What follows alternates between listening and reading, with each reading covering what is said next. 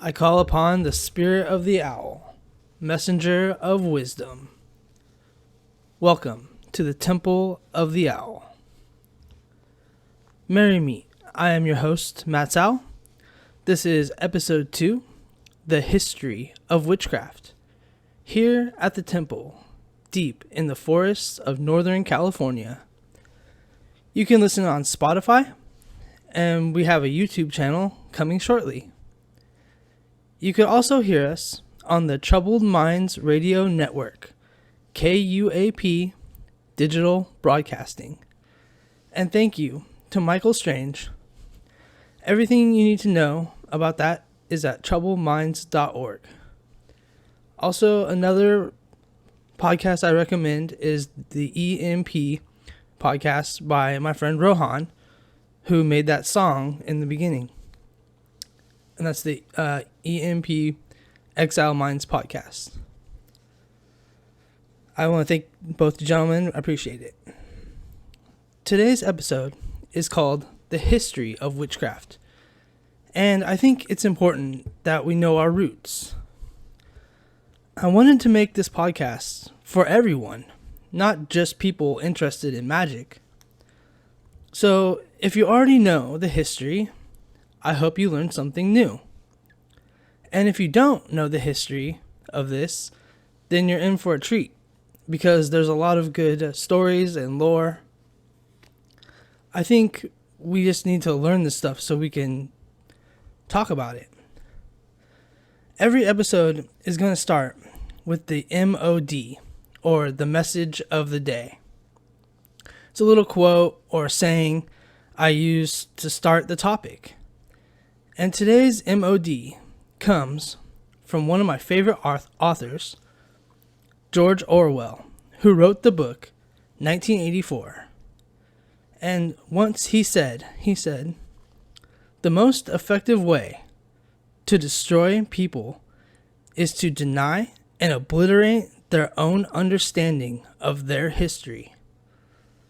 And I feel that because it's odd how this whole religion is covered up, it's maligned, like they're hiding something they don't want us to know. And while I go through this, I want you guys to think about, why is it like that? I don't think it's evil. I think it's just misunderstood. And so, I don't understand why is always like the wicked witch or the evil sorcerer are always the antagonists in these movies and these shows and video games. So I want you guys to just kind of think about that. Of course, this is not the complete history. I am no historian. These are just some key points that I think are important. So here we go.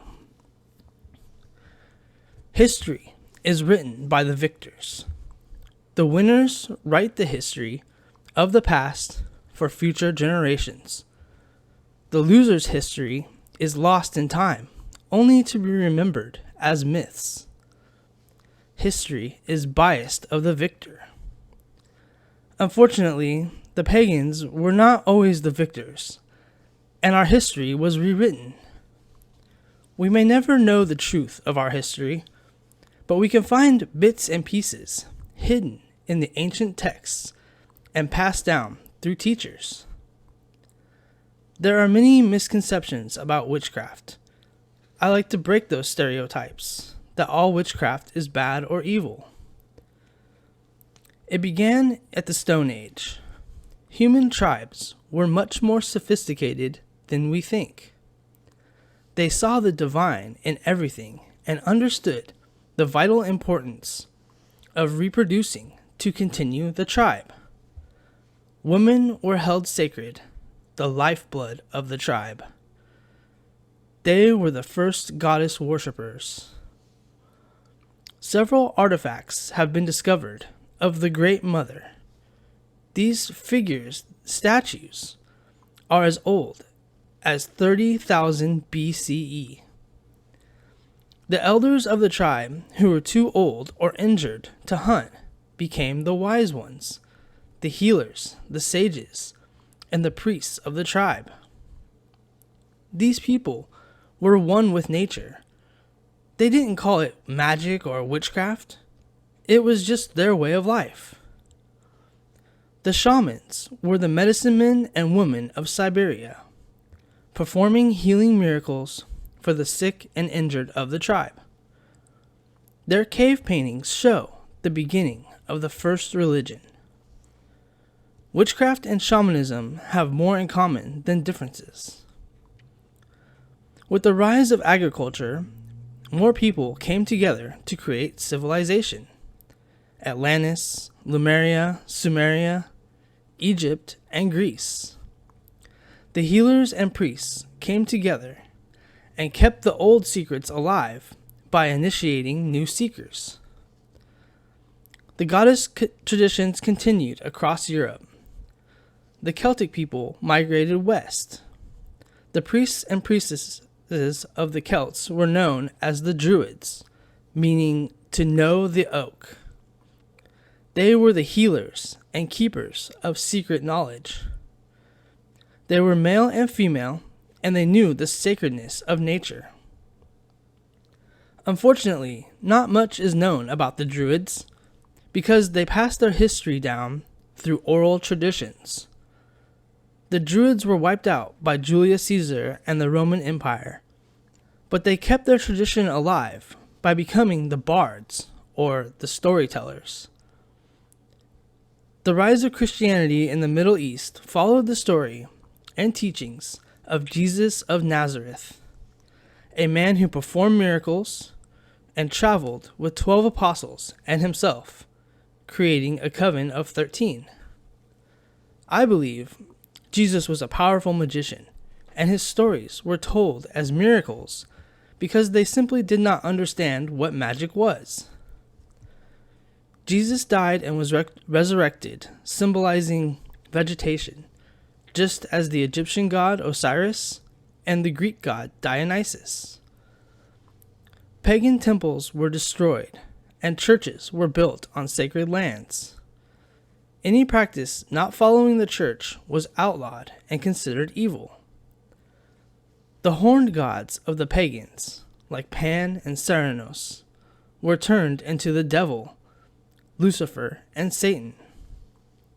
It was easier to convert the pagans than to kill them all, so our holidays and traditions were fused to make the calendar we have today. Every holiday is based on a pagan Sabbath or holy day. The Inquisitions sought out to seek and destroy the heretics. Anything outside the church doctrine was considered heresy. Heresy in Greek means free choice. In the 15th century, a period came called the witch trials of Europe. The witches call it the burning times. Enemies of the church were accused of witchcraft and burned, but hanging and drowning were common too. We will never know the death count, but it is estimated about 200,000 people from the 15th century to the 18th century. The burning times was the first Holocaust. When the Europeans came to America, the Native Americans were treated the same. Healers and practitioners of folk magic not working for the church were considered work of the devil. A manuscript called the Malleus Maleficarum, or the Witch's Hammer, only fueled the fire of the hysteria. It taught how to hunt and kill witches. To keep the secrets of the craft alive, they were hidden and passed down to those who could be trusted in family. The knowledge was recorded and passed down on a family book called the Book of Shadows, called so because it was mostly read by moonlight or candlelight, hidden away from those who wished to destroy it forever. The knowledge went underground. The tools of the craft were changed to everyday household items. Owning candles, a cauldron, a broom, could not make you guilty of witchcraft, because everybody owned one. In Salem, Massachusetts, from 1692 to 1693, Over 150 men and women were accused of witchcraft in what is called the Salem witchcraft trials. I believe it was hysteria caused by some teenage girls who were practicing folk magic. Witches still mourn and hold that time in history as sacred to remember those who died in the name of witchcraft. The healers and wise ones went underground again. Around 1850, groups of people began to gather for seances, a form of communicating with the dead for healing. It was discredited as frauds and scams.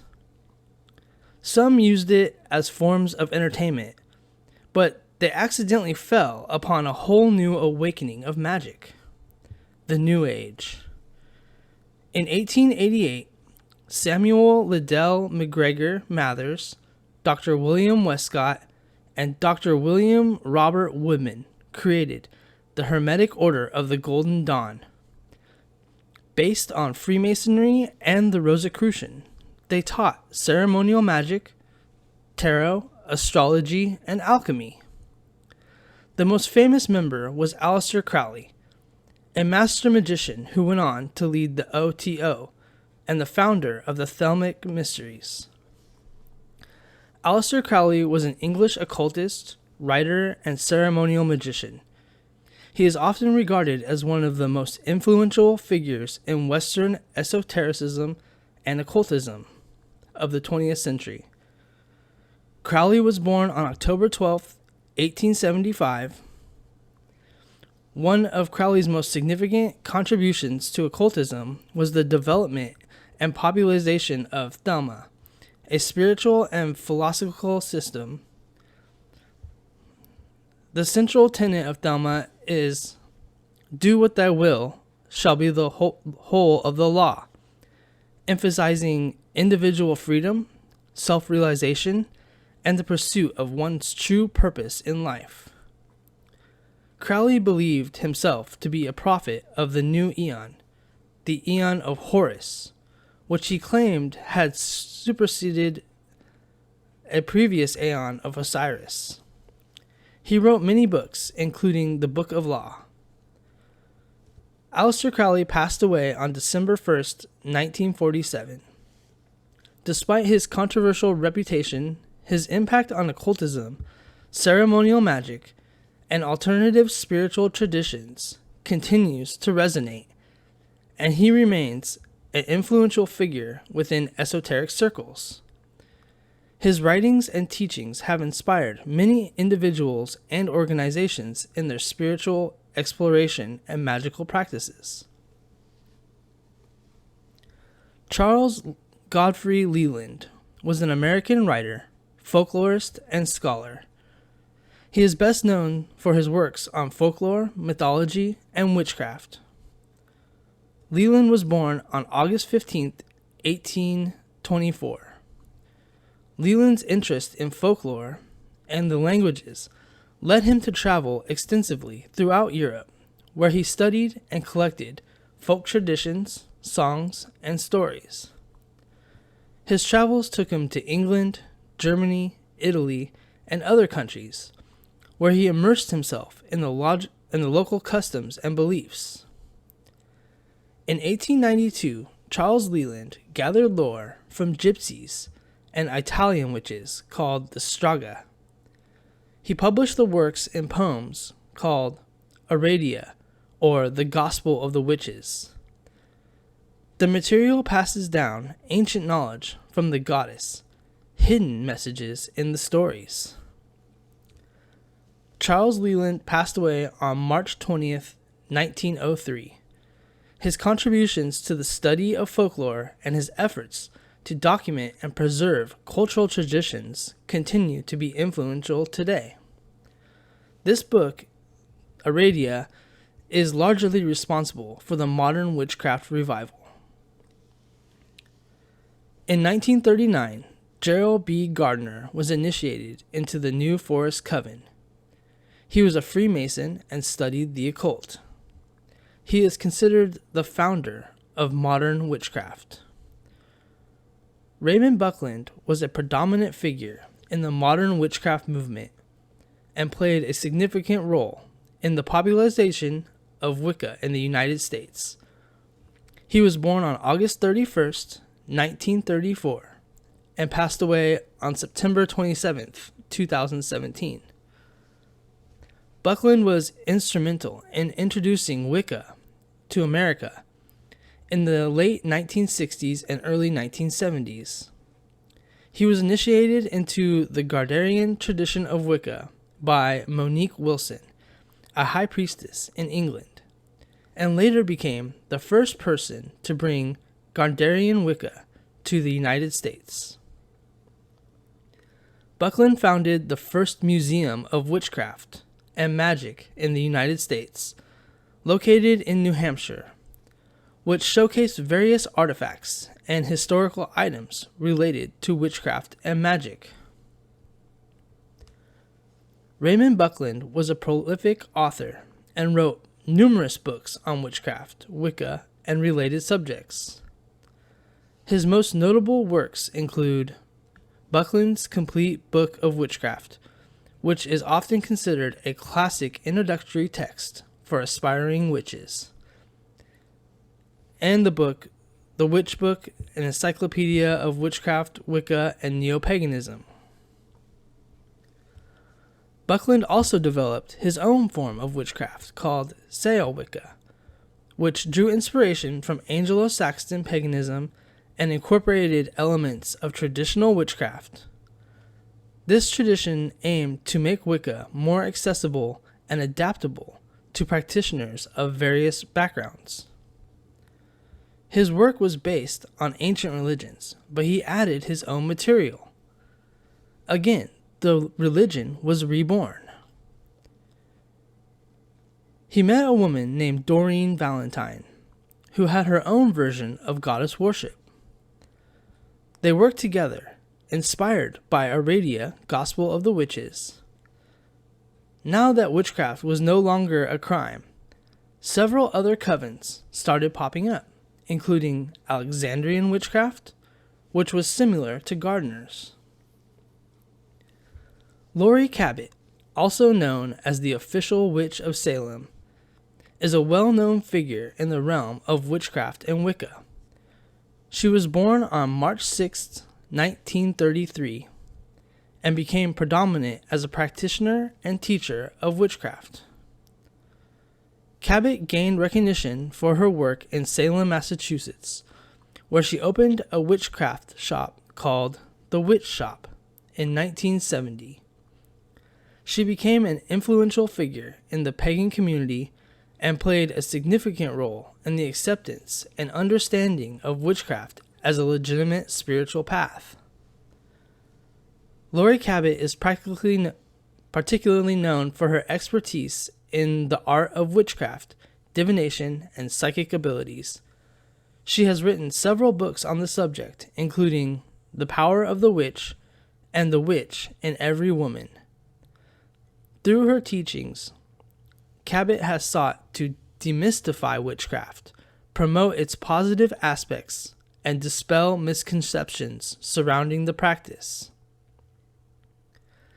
In 1972, witchcraft was accepted as a recognized religion. The traditions branched out over and over like branches on a tree.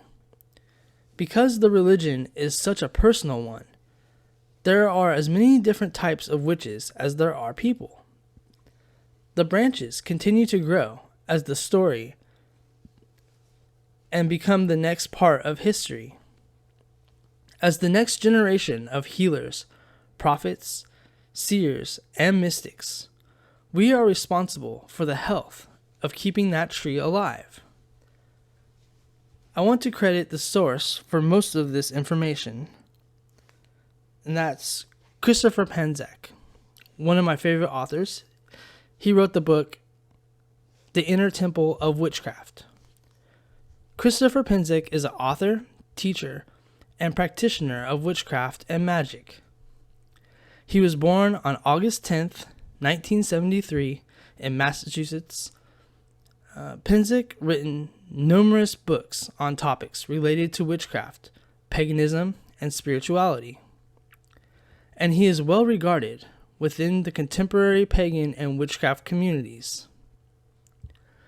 Penzak's writings often explore modern witchcraft practices, ritual magic, energy healing, psychic development, and spiritual transformation. He combines elements from various magical traditions, including Wicca, ceremonial magic, shamanism, and hermeticism, to create his own unique approach to the craft. Some of Christopher Penzak's popular books include The Inner Temple of Witchcraft, The Witch's Shield, The Witch's Coin, and The Temple of High Witchcraft. His works provide practical guidance and teachings from those interested in exploring witchcraft and magic from a modern perspective. Apart from writing, Penzak is also a dedicated teacher and has conducted workshops and classes on witchcraft, magic, spirituality, both online and in person. He founded the Temple of Witchcraft, a religious and educational organization which offers training program, rituals, and community gatherings for those interested in the witchcraft path. Christopher Penzak is known for his compassionate and inclusive approach to spirituality. He emphasizes personal empowerment, self-discovery, and the integration of magical practices into everyday life. His work has contributed to the growing acceptance and understanding of witchcraft and paganism in contemporary society. And that's all for today, the history of witchcraft. And like I said, that's only bits and pieces, things that I feel are important. Thank you for listening. If you're listening on Spotify, also you can listen on Troubled Minds Radio Network, KUAP, Digital Broadcasting. I want to thank everyone for helping me do this show, and I hope you guys learned something about the history. Thank you very much. My name is Matt Sowell. Farewell and blessed be.